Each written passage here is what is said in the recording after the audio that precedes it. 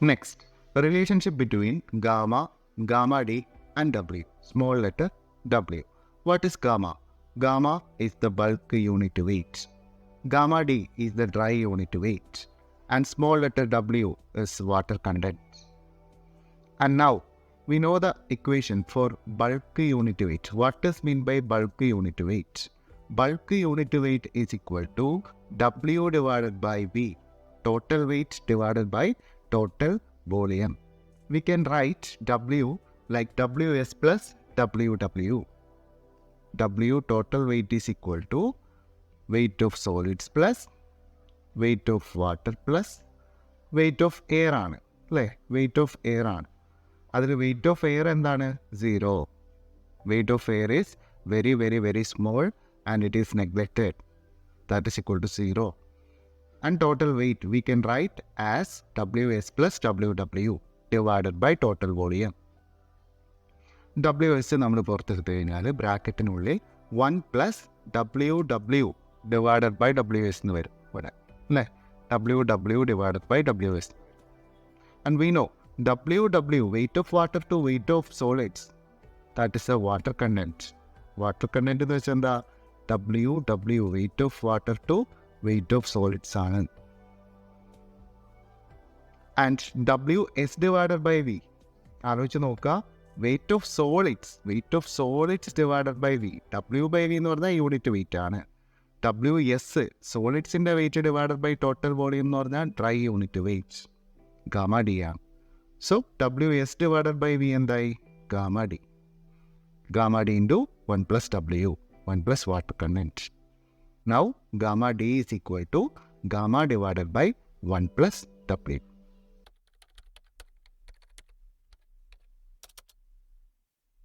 ഇനി നമ്മൾ ഡിസ്കസ് ചെയ്യാൻ പോകുന്ന ടോപ്പിക്സ് ഒന്ന് ശ്രദ്ധിക്കണം.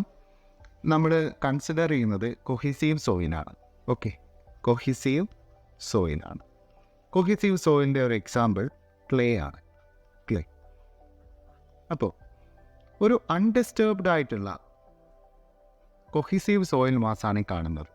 ഫോർ എക്സാമ്പിൾ ക്ലേ ആയിക്കോട്ടെ, ക്ലേ ആണെന്ന് വിചാരിക്കാം. ഇതിലുള്ള ഒരു പാർട്ടിക്കിൾ നമ്മൾ എടുക്കുക. ഈ സോയിൽ മാസിൽ നിന്നും ഒരു പാർട്ടിക്കിൾ നമ്മൾ സെലക്ട് ചെയ്യാം. ആ പാർട്ടിക്കിൾ ഈ രീതിയിലായിരിക്കും ഉണ്ടാവുക.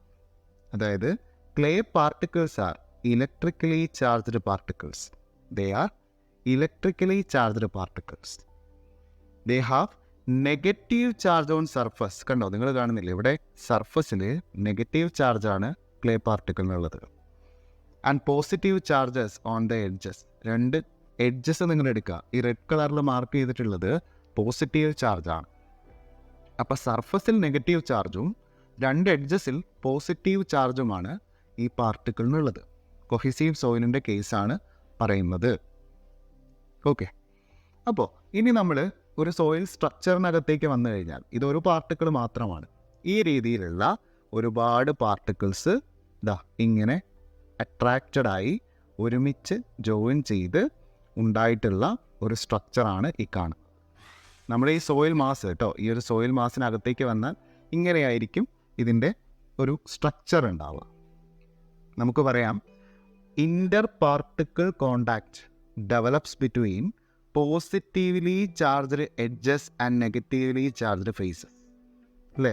ഇവിടെ നെഗറ്റീവ് ആണെങ്കിൽ പോസിറ്റീവ് വന്ന് അവിടെ അട്രാക്റ്റഡ് ആവുന്നു. നെക്സ്റ്റ് ഇവിടെ നോക്കുക, നെഗറ്റീവ് ആൻഡ് പോസിറ്റീവ് അട്രാക്റ്റഡ് ആയി. നെഗറ്റീവ് പോസിറ്റീവ് അട്രാക്ഷൻ സംഭവിച്ചു, നെഗറ്റീവ് പോസിറ്റീവ് അട്രാക്ഷൻ സംഭവിച്ചു. So an inter particle contact develops between positively charged edges and negatively charged faces or surfaces. Okay, അപ്പോൾ ഇങ്ങനെയായിരിക്കും ഒരു കൊഹീസീവ് സോയിലിൻ്റെ അൺഡിസ്റ്റർബ്ഡ് കണ്ടീഷനിലുള്ള സ്റ്റേറ്റ്. അതായത് ആ ഒരു സോയിലിൻ്റെ ഒറിജിനൽ സ്റ്റേറ്റ് എന്ന് പറയുന്നത് ഇങ്ങനെയായിരിക്കും. ഈ രീതിയിലായിരിക്കും സോയിൽ സ്ട്രക്ചർ ഉണ്ടാവുക. ഇങ്ങനെയുള്ള സോയിൽ സ്ട്രക്ചറിനെ നമ്മൾ വിളിക്കുന്ന പേരാണ് ഫ്ലോക്കുലേറ്റഡ് സ്ട്രക്ചർ.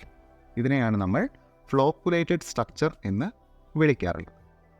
ഇനി നമ്മൾ ഇങ്ങനെയുള്ള ഫ്ലോക്കുലേറ്റഡ് സ്ട്രക്ചറിൽ ഏതെങ്കിലും രീതിയിലുള്ള ഡിസ്റ്റർബൻസ് കൊടുക്കുകയാണെന്ന് വിചാരിക്കാം. നമ്മളിവിടെ ഒരു ലോഡ് അപ്ലൈ ചെയ്യുന്നു. ഫ്ലോക്കുലേറ്റഡ് സ്ട്രക്ചറിൽ ലോഡ് അപ്ലൈ ചെയ്യുകയാണെന്ന് വിചാരിക്കാം. ഇത്തരത്തിൽ ലോഡ് അപ്ലൈ ചെയ്തിട്ടുണ്ടെങ്കിൽ സ്വാഭാവികമായിട്ടും അതിനൊരു ഡിസ്റ്റർബൻസ് ഉണ്ടാവും. ഇനി നമുക്കൊരു എക്സാമ്പിൾ എടുക്കാം. ഇവിടെ നിങ്ങൾക്കൊരു ബോറോ ഏരിയ കാണാൻ പറ്റുന്നു. C, borrow area. ഇവിടെ ഒരു എംബാങ്ക്മെൻ്റ് ഉണ്ട്. ബോറോ ഏരിയയിൽ നിന്ന് നമ്മൾ സോയിൽ കളക്ട് ചെയ്യും. ഈ സോയിൽ കളക്ട് ചെയ്ത് ട്രാൻസ്പോർട്ട് ചെയ്ത് എംബാങ്ക്മെൻറ്റിൽ കൊണ്ടുപോയി ഡെപ്പോസിറ്റ് ചെയ്യാം. ഇവിടെ നമ്മൾ എംബാങ്ക്മെൻറ്റ് കൺസ്ട്രക്ട് ചെയ്തുകൊണ്ടിരിക്കുകയാണ് കേട്ടോ. അപ്പോൾ ഈ കൺസ്ട്രക്ഷൻ ആവശ്യമായിട്ടുള്ള സോയിൽ നമ്മൾ കളക്ട് ചെയ്യുന്നത് ഈ ഒരു ഏരിയ ബോറോ പിറ്റിൽ നിന്നാണ്. ഇവിടെ നിന്നുമാണ് നമ്മൾ കളക്ട് ചെയ്യുന്നത്.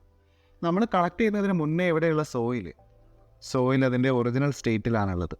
ഒറിജിനൽ സ്റ്റേറ്റ് മീൻസ് നമ്മൾ നേരത്തെ പറഞ്ഞ പോലെ കൊഹസീവ് സോയിലാണ് നമ്മളിവിടെ എടുക്കുന്നത്, കൺസിഡർ ചെയ്യുന്നത്. ആ ഒരു ഫ്ലോക്കുലേറ്റഡ് സ്ട്രക്ചറിലായിരിക്കും ഉണ്ടാവുക അല്ലേ. ഇതിൻ്റെ സ്ട്രക്ചർ എന്ന് പറയുന്നത് ഫ്ലോക്കുലേറ്റഡ് ആയിരിക്കും. ഇവിടെ കാണുന്നില്ലേ, ഇതാണ് ഫ്ലോക്കുലേറ്റഡ് സ്ട്രക്ചർ. നമ്മളിവിടെ നിന്നും ട്രാൻസ്പോർട്ട് ചെയ്യുന്നതിൻ്റെ ഭാഗമായിട്ട് ഇവിടെ പുതിയൊരു സ്ഥലത്ത് കൊണ്ടുപോയി ഡെപ്പോസിറ്റ് ചെയ്യുന്നതിൻ്റെ ഭാഗമായിട്ട് ആ സോയിലിന് ഡിസ്റ്റർബൻസ് ഉണ്ടാകുന്നു. ആ സോയിൽ സ്ട്രക്ചർ അവിടെ ചേഞ്ച് ചെയ്യുന്നു. അങ്ങനെ ചേഞ്ച് ചെയ്യുന്ന സോയിൽ സ്ട്രക്ചറിനെ നമ്മൾ വിളിക്കുന്ന പേരാണ് ഡിസ്പേഴ്സ്ഡ് സ്ട്രക്ചർ, അല്ലെങ്കിൽ നമുക്ക് വിളിക്കാം remoulded soil structure. Okay, remoulded soil structure എന്ന് വിളിക്കാം. ഡിസ്റ്റർബൻസ് സംഭവിക്കുന്നതിൻ്റെ ഭാഗമായിട്ട് ഫ്ലോക്കുലേറ്റഡ് സ്ട്രക്ചർ എന്തായി മാറുന്നു? ഡിസ്പേഴ്സ്ഡ് സ്ട്രക്ചറായി മാറുന്നു, അല്ലെങ്കിൽ റീമൗൾഡഡ് സോയിൽ സ്ട്രക്ചറായിട്ട് ചേഞ്ച് ചെയ്യുന്നു. When the structure is disturbed, the soil becomes remoulded. Soil എന്തായി മാറി? റീമൗൾഡഡ് ആയിട്ട് മാറി. Its engineering properties change considerably. അപ്പോൾ അതിൻ്റെ ഇനീഷ്യലി ഉണ്ടായിരുന്ന എൻജിനീയറിംഗ് പ്രോപ്പർട്ടീസും കാര്യങ്ങളും എല്ലാം അതിനനുസരിച്ച് ചേഞ്ച് ചെയ്യും. ഡിസ്റ്റർബൻസ് വരുന്നതിനനുസരിച്ച് ചേഞ്ച് ചെയ്യും. സോയിൽ സ്ട്രക്ചറിനെ ഡിപ്പെൻഡ് ചെയ്തിട്ടായിരിക്കും ആ ഒരു സോയിലിൻ്റെ എൻജിനീയറിംഗ് പ്രോപ്പർട്ടീസും എല്ലാം ഉണ്ടാവുക. And the strength reduces. അപ്പോൾ ഫ്ലോക്കുലേറ്റഡ് സ്ട്രക്ചറിൽ നിന്നും ഡിസ്പേഴ്സ്ഡ് സ്ട്രക്ചറായി മാറുമ്പോൾ അതിൻ്റെ സ്ട്രെങ്ത് റെഡ്യൂസ് ചെയ്യുന്നു. And the remoulded soil structure is known as dispersed structure. Okay, ഈ റീമോൾഡഡ് സ്ട്രക്ചറിനെ തന്നെ നമ്മൾ വിളിക്കുന്ന മറ്റൊരു പേരാണ് dispersed structure. And the particles have a parallel orientation. ഇവിടെ നോക്കുക, നിങ്ങൾ ഇതിൻ്റെ ഓറിയൻറ്റേഷൻ നോക്കുക. ഈ രീതിയിലായിരിക്കും ഉണ്ടാവുക അല്ലേ. പാരലൽ ഓറിയൻറ്റേഷൻ ആയിരിക്കും ഉണ്ടാവുക. ഇവിടെ റെഡും അടുത്തടുത്ത് വന്നാൽ അവിടെ ഒരു റിപ്പൾഷൻ ഉണ്ടാവും, അവിടെ അട്രാക്ഷൻ അല്ല ഉണ്ടാവുന്നത് അല്ലേ. അപ്പോൾ ആ രീതിയിലുള്ള ഒരു പാരലൽ ഓറിയൻറ്റേഷൻ ആയിരിക്കും നമുക്ക് ഡിസ്പേഴ്സ്ഡ് സ്ട്രക്ചറിൽ കാണാൻ സാധിക്കുക. ഒന്നുകൂടി ഓർക്കുക, ഡിസ്പേഴ്സ്ഡ് സ്ട്രക്ചറായി മാറുന്നത് ഡിസ്റ്റർബൻസ് കാരണമാണ്. ഫ്ലോക്കുലേറ്റഡ് സ്ട്രക്ചറിന് ഡിസ്റ്റർബൻസ് ഉണ്ടാവുന്നത് കാരണമാണ് ഈ ഒരു ഡിസ്പേഴ്സ്ഡ് സ്ട്രക്ചറായിട്ട് മാറുന്നത്. ഇനി നമ്മൾ ചെയ്യാൻ പോകുന്നത് ബോറോ പിറ്റിൽ നിന്നും എംബാങ്ക്മെൻറ്റിൽ നിന്നും ഓരോ സോയിൽ സാമ്പിൾസ് കളക്ട് ചെയ്യാണ്. അതായത് അൺഡിസ്റ്റർബ്ഡ് ആയിട്ടുള്ള ഒരു സോയിൽ സാമ്പിളും ഡിസ്റ്റർബ്ഡ് ആയിട്ടുള്ള ഒരു സോയിൽ സാമ്പിളും നമ്മൾ കളക്ട് ചെയ്യുന്നു. ഇത് രണ്ടും കംപ്രസീവ് ടെസ്റ്റിന് വിധേയമാക്കുന്നു. ഓക്കെ, രണ്ടിൻ്റെയും കംപ്രസീവ് സ്ട്രെങ്ത് നമ്മൾ കണ്ടുപിടിക്കുകയാണ്. അപ്പോൾ കംപ്രസീവ് സ്ട്രെങ്ത് എന്ന് പറയുമ്പോൾ അൺകൺഫൈൻഡ് കംപ്രസീവ് സ്ട്രെങ്ത് ആണ് നമ്മൾ കാണുന്നത്. ഇവിടെ Q compressive strength, U unconfined compressive strength. Unconfined compressive strength എന്ന് പറഞ്ഞാൽ it is a maximum axial compressive stress that a cylindrical sample of soil can withstand. ഇവിടെ നിങ്ങൾക്ക് കാണാം, നമ്മൾ സോയിൽ സാമ്പിൾ എടുത്തിരിക്കുന്നത് ഒരു സിലിണ്ട്രിക്കൽ ഷേപ്പിലാണ്. ഈ സിലിണ്ട്രിക്കൽ ഷേപ്പിലെടുത്ത സോയിൽ സാമ്പിളിന് വിത്ത്സ്റ്റാൻഡ് ചെയ്യാൻ കഴിയുന്ന മാക്സിമം ആക്സിയൽ കംപ്രസീവ് സ്ട്രെസ്സിനെയാണ് നമ്മൾ അൺകൺഫൈൻഡ് കംപ്രസീവ് സ്ട്രെങ്ത് എന്ന് പറയുന്നത്. ഒരു കാര്യം കൂടി നോട്ട് ചെയ്യണം, അൺകൺഫൈൻഡ് എന്നുള്ളൊരു വേർഡ് ഉണ്ട് അല്ലേ. It should not be confined in any container. നമ്മളിത് കണ്ടെയ്നേഴ്സിലൊന്നും പ്ലേസ് ചെയ്യാൻ പാടില്ല എന്നുള്ളതാണ് അതിൻ്റെ മീനിങ്. അതായത് ഈ സിലിണ്ട്രിക്കൽ സോയിൽ സ്പെസിമെൻ അതുപോലെ തന്നെ നമ്മൾ ടെസ്റ്റ് ചെയ്യുന്നു.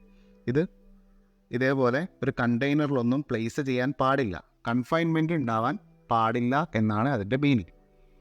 ഓക്കെ, അതാണ് ക്യു യു. ഇവിടെയും ക്യു യു നമ്മൾ കണ്ടുപിടിക്കുന്നു. രണ്ട് സോയിൽ സാമ്പിളിൻ്റെയും കംപ്രസീവ് സ്ട്രെങ്ത് നമ്മൾ അവിടെ കണ്ടുപിടിക്കുന്നു. ഇവിടെ ക്യു യു അൺഡിസ്റ്റർബ്ഡ് ആണ്. അൺഡിസ്റ്റർബ്ഡ് സോയിൽ സാമ്പിളിൻ്റെ കംപ്രസീവ് സ്ട്രെങ്ത് ആണ്.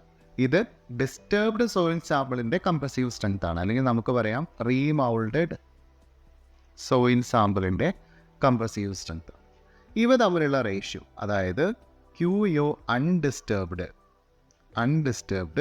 Divided by Q U remoulded, ഇവ തമ്മിലുള്ള റേഷ്യോ, ഇതിനെ നമുക്ക് വിളിക്കാം സെൻസിറ്റിവിറ്റി. ഓക്കെ, അതാണ് സെൻസിറ്റിവിറ്റി. അപ്പോൾ ഇതിൻ്റെ കോൺസെപ്റ്റ് ഇത്രയേ ഉള്ളൂ. സെൻസിറ്റിവിറ്റി എന്ന് പറഞ്ഞാൽ it is a measure of loss in strength of soil as a result of റീമോൾഡിങ്.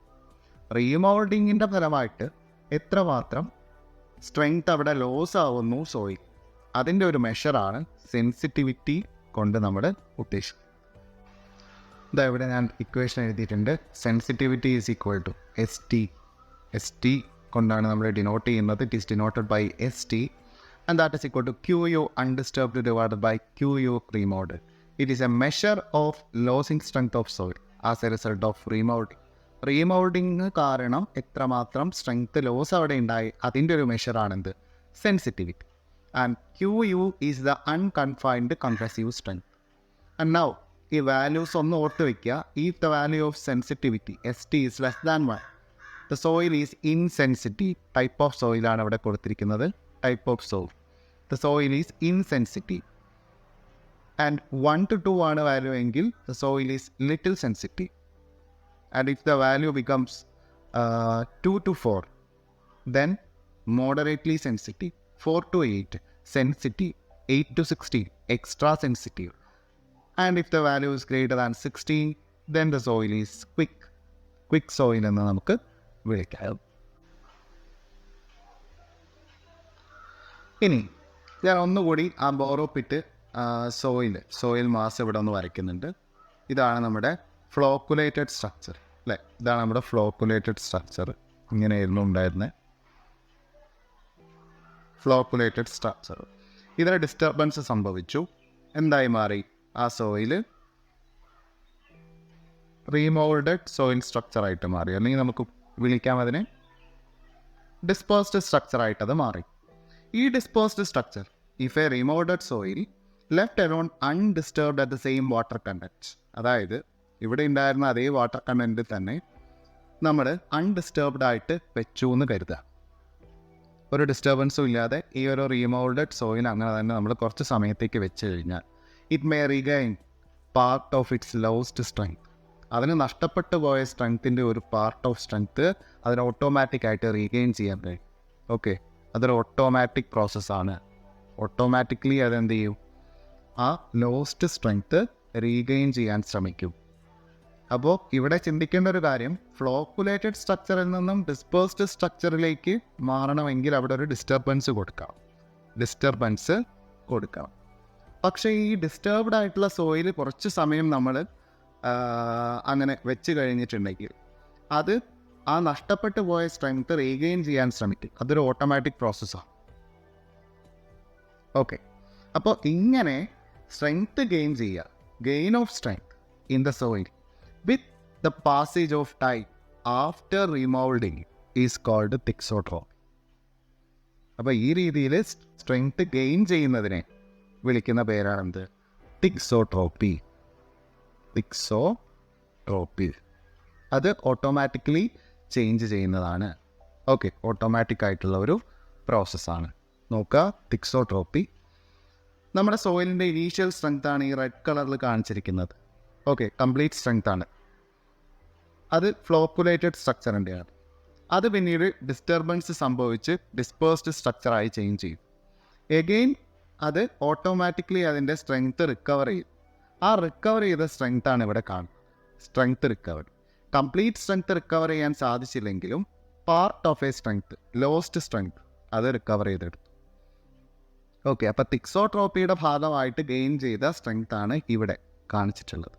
ഈ റെഡ് കളറിൽ കാണിച്ചിരിക്കുന്നതാണ് ദ സ്ട്രെങ്ത് റിക്കവർ. അപ്പോൾ എന്താണ് thixotropy? If a remoulded soil left alone undisturbed at the same water content for some time, it may regain part of its lost strength. Gain of strength in the soil with the passage of time after remolding is called thixotropy. Okay, അപ്പോൾ അങ്ങനെ gain ചെയ്ത strength അതിനെ വിളിക്കുന്ന പേരാണെന്ത്? Thixotropy. അത് automatically change ചെയ്യുന്നതാണ്. And ഈ ഒരു ഗെയിൻ ഇൻ സ്ട്രെങ്ത്തിന് കാരണം ഒന്ന് ഗ്രാജുവൽ റീഓറിയൻറ്റേഷൻ ഓഫ് വാട്ടർ മോളിക്യൂൾസ് ആണ്. വാട്ടർ മോളിക്യൂൾസിൻ്റെ റീഓറിയൻറ്റേഷൻ. രണ്ടാമത് re establishment of chemical equilibrium. Chemical equilibrium. അതായത് നമ്മുടെ ഫ്ലോക്കുലേറ്റഡ് സ്ട്രക്ചർ, ആ ഫ്ലോക്കുലേറ്റഡ് സ്ട്രക്ചറിന് സോളിഡ് പാർട്ടിക്കിൾസും വാട്ടർ മോളിക്യൂൾസും എല്ലാം ഉണ്ടായിരുന്നു അല്ലേ. ഇതാണ് എൻ്റെ സോളിഡ് പാർട്ടിക്കിൾസ്. ആൻഡ് റെഡ് കളറിൽ ഞാനിവിടെ വാട്ടർ മോളിക്യൂൾസ് കൊടുത്തിരിക്കാം. അതേപോലെ അതിനൊരു സ്റ്റേബിൾ ആയിട്ടുള്ളൊരു കണ്ടീഷനായിരുന്നു, ഒരു ഇക്വലിബ്രിയം അതിനുണ്ടായിരുന്നു. എന്നാൽ നമ്മൾ അതിനെ ഡിസ്റ്റർബ് ചെയ്തു. അതിനെ ഡിസ്റ്റർബ് ചെയ്തതിൻ്റെ ഭാഗമായിട്ട് ഈ വാട്ടർ മോളിക്യൂൾസിൻ്റെ ഓറിയൻറ്റേഷൻ ആകെ മാറി. നമ്മുടെ സോളിഡ് പാർട്ടിക്കിൾസിൻ്റെയും വാട്ടർ മോളിക്യൂൾസിൻ്റെ ഒക്കെ ഓറിയൻറ്റേഷൻ ആകെ ചേഞ്ച് ചെയ്തു. ഇതാ ഈ രീതിയിലൊക്കെ ആയിപ്പോയി എന്ന് വിചാരിക്കാം. ആ ഒരു ഇക്വലിബ്രിയം സ്റ്റേറ്റ് അവിടെ നഷ്ടപ്പെട്ടു. എഗെയിൻ നമ്മൾ കുറച്ച് സമയം അതിനെ ഡിസ്റ്റർബ് ചെയ്യാതെ വെച്ച് കഴിഞ്ഞാൽ അതിൻ്റെ part of lost strength regain ചെയ്യുന്നത് നമ്മൾ പഠിച്ചു. എങ്ങനെയാണ് റീഗെയിൻ ചെയ്യുക? ഒന്ന്, ഇവിടെ മാറിപ്പോയ ഈ ഒരു വാട്ടർ മോളിക്യൂൾസിലെ ആ വാട്ടർ മോളിക്യൂൾസ് റീഓറിയൻറ്റേഷൻ സംഭവിക്കും. അതായത് അതിൻ്റെ പഴയ സ്റ്റേറ്റിലേക്ക് തിരിച്ചു വരാൻ ശ്രമിക്കും. അതിൻ്റെ ഭാഗമായിട്ട് ഒരു പാർട്ട് ഓഫ് സ്ട്രെങ്ത് അവിടെ തിരിച്ചു കിട്ടും. രണ്ടാമതായിട്ട് ഇവിടെ തെറ്റിപ്പോയ ഇക്വലിബ്രിയം, ആ ഒരു ഇക്വലിബ്രിയം കണ്ടീഷൻ ഇവിടെ ഗെയിൻ ചെയ്യാനായിട്ട് ശ്രമിക്കും. നമ്മുടെ സോയിൽ മാസ് ഗെയിൻ ചെയ്യാനായിട്ട് ശ്രമിക്കും. അപ്പോൾ re establishment of chemical equilibrium. ഈ രണ്ട് കാര്യങ്ങൾ കൊണ്ടാണ് ടോട്ടൽ സ്ട്രെങ്ത് അവിടെ ഗെയിൻ ചെയ്യുന്നത്. ഇനി ഈ ഫിഗർ ഒന്ന് നോക്കുക. ഈ ഒരു ഫിഗറിൽ നിന്ന് നമ്മളിപ്പോൾ പഠിച്ച എല്ലാ കാര്യങ്ങളും ഒരുമിച്ച് കിട്ടും. ഫ്ലോക്കുലേറ്റഡ് സ്ട്രക്ചർ ഇതാണ് flocculated structure. Negative and positive charged particles ഉണ്ട്, അവ തമ്മിൽ അട്രാക്റ്റഡ് ആയിട്ട് നിൽക്കുകയാണ് ഇവിടെ. Okay, and this structure is known as flocculated structure. ഇവിടെ നമ്മളൊരു ഡിസ്റ്റർബൻസ് കൊടുക്കുന്നു, ഒരു ലോഡ് അപ്ലൈ ചെയ്യുന്നു എന്ന് വിചാരിച്ചാൽ മതി. ഡിസ്റ്റർബൻസ് കൊടുക്കുന്നതിൻ്റെ ഭാഗമായിട്ട് ഇത് റീമോൾഡഡ് സോയിൽ അല്ലെങ്കിൽ ഡിസ്പേഴ്സ്ഡ് സ്ട്രക്ചറായിട്ട് മാറുന്നു. അങ്ങനെ മാറുമ്പോൾ ഇവിടെ ലോസ് ഓഫ് സ്ട്രെങ്ത് ഉണ്ടാകുന്നു. Okay, loss of strength due to remoulding. നമ്മൾ കുറച്ച് സമയം ഈ ഒരു സോയിൽ അങ്ങനെ തന്നെ അൺഡിസ്റ്റർബ്ഡ് ആയിട്ട് ഇരിക്കാൻ അനുവദിച്ചു കഴിഞ്ഞാൽ പാർട്ട് ഓഫ് ലോസ്റ്റ് സ്ട്രെങ്ത് അത് റീഗെയിൻ ചെയ്യുന്നു. അതൊരു ഓട്ടോമാറ്റിക് പ്രോസസ്സാണ്. റീഗെയിൻ ചെയ്യുക, gain in strength due to thixotropy, അതിനെ നമ്മൾ തിക്സോട്രോപ്പി എന്ന് വിളിക്കും. അപ്പോൾ ഇത്രയും കാര്യങ്ങളൊന്ന് ഓർത്ത് വയ്ക്കുക, ഇമ്പോർട്ടൻ്റ് ആയിട്ടുള്ളൊരു കോൺസെപ്റ്റാണ്.